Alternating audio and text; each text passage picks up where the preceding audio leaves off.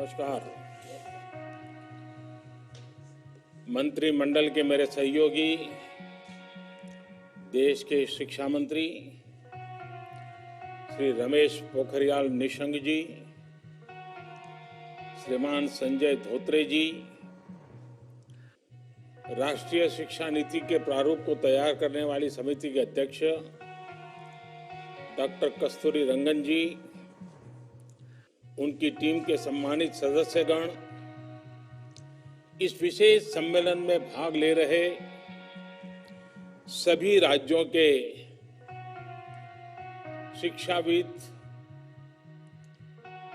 विद्वानगण, प्राचार्यगण, शिक्षकगण, देवी और सज्जनों, आज हम सभी एक ऐसे क्षण का हिस्सा बन रहे हैं जो हमारे देश के भविष्य निर्माण की नींव डाल रहा है। एक ऐसा क्षण है जिसमें नए युग के निर्माण के बीज पड़े हैं। राष्ट्रीय शिक्षा नीति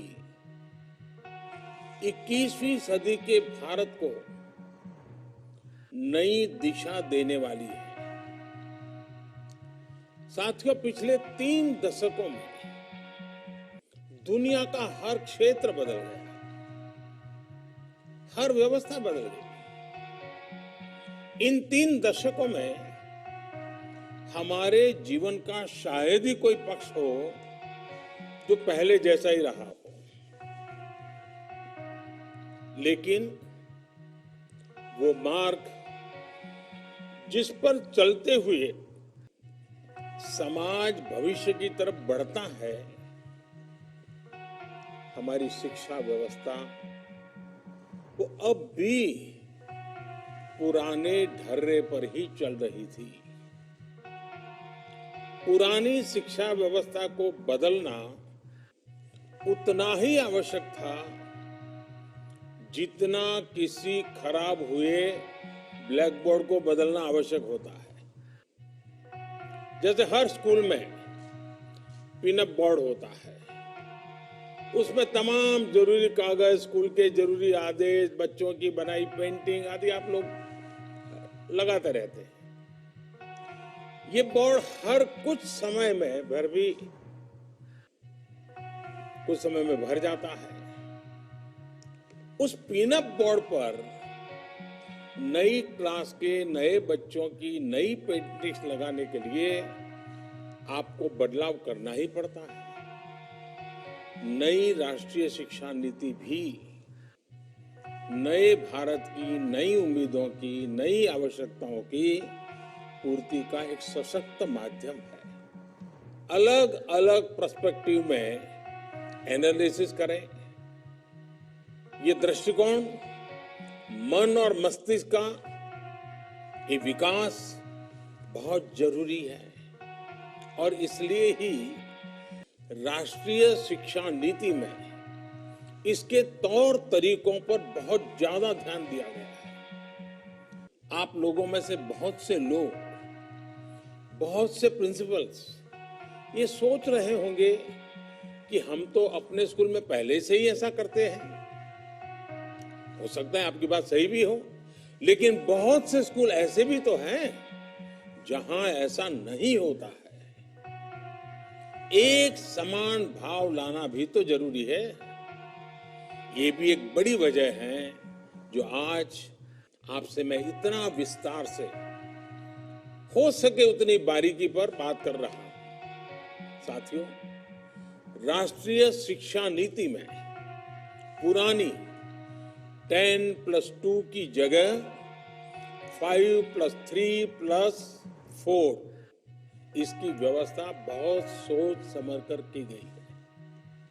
इसमें early childhood care and education को एक बुनियादी के रूप में, नींव के रूप में शामिल किया गया है।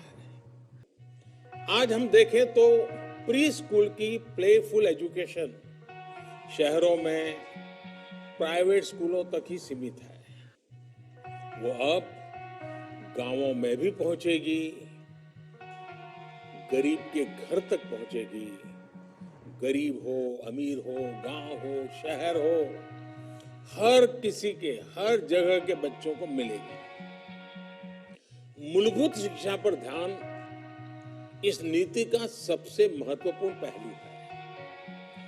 राष्ट्रीय शिक्षा नीति के तहत फाउंडेशनल लिटरेसी एंड न्यूमरेसी के विकास को एक राष्ट्रीय मिशन के रूप में लिया जाएगा।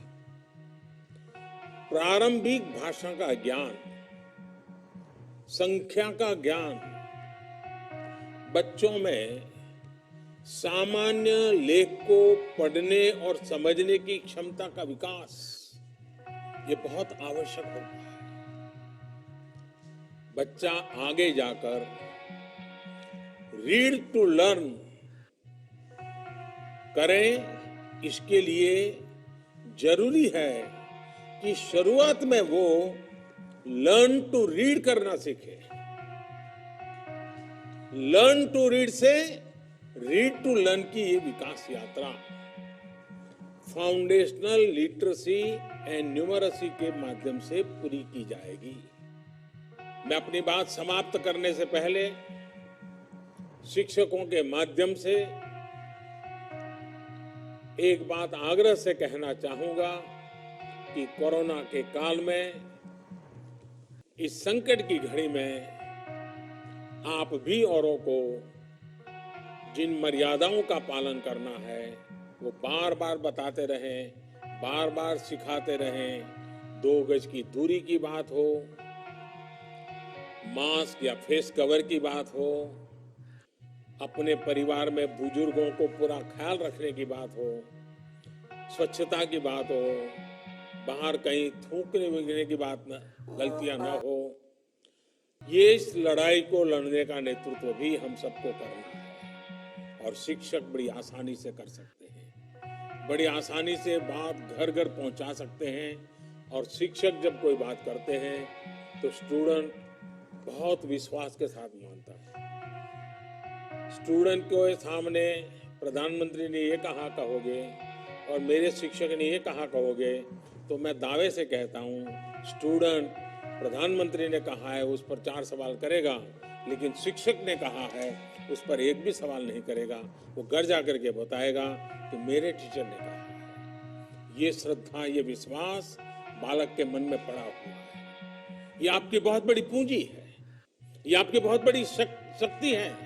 और इस क्षेत्र से जुड़े हुई कई पीढ़ियों ने तपस्या कर करके इसे आपको विरासत में दिया है। और जब ऐसी चीज आपको विरासत में मिली है तब आपका दायित्व भी बहुत बढ़ जाता है। मुझे विश्वास है मेरा देश का शिक्षक वृंद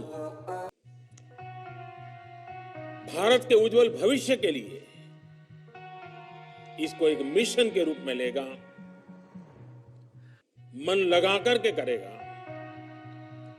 देश का एक एक बालक आपकी शिक्षा को ग्रहण करने के लिए तैयार होता है, आपके आदर्शों का पालन करने के लिए तैयार होता है, आपके इरादों को चरितार्थ करने के लिए तैयार होता है, वो दिन रात मेहनत करने के लिए तैयार होता है।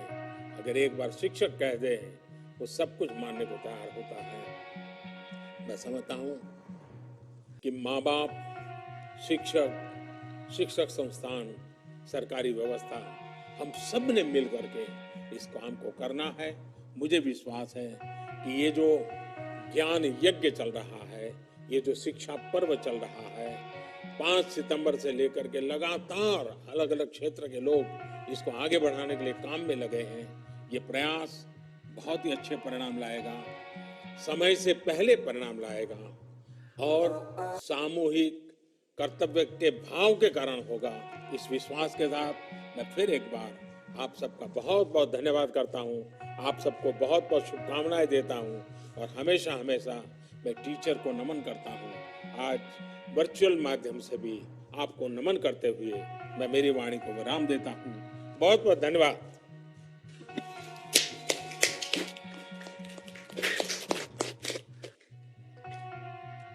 आदरणीय प्रधानमंत्री जी, 21वीं सदी में स्कूली शिक्षा के लिए आयोजित इस कॉन्क्लेव पर आपके द्वारा दिए गए प्रेरणात्मक शब्दों के लिए हम आपका हार्दिक धन्यवाद ज्ञापन करते हैं। आपके दिशा निर्देश निश्चित रूप से हमें आज हमारे साथ देश के विभिन्न हिस्सों से जुड़े हुए शिक्षकों भी नई शिक्षा नीति लागू करने के लिए नई दिशा दिखाएंगे।